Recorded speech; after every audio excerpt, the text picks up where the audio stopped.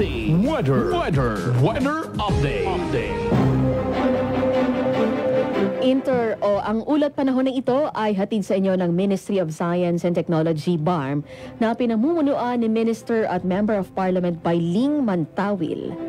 Intertropical Convergence Zone o ITCZ ang makakaapekto sa malawak na bahagi ng Mindanao ngayong araw ayon sa Pag-asa. Ang rehiyon ng BARM ay makakaranas ng maulap na kalangitan na may kalat-kalat na pag-ulan, kidlat at kulog dulot ng ITCZ. Posible naman itong magdulot ng pagbaha o pagguho ng lupa, dulot ng katamtamang hanggang sa malakas ng ulan. Katamtaman hanggang sa matinding pag-ulan naman ang mararanasan ng Davao City, North Cotabato, Cotabato City at Maguindanao provinces.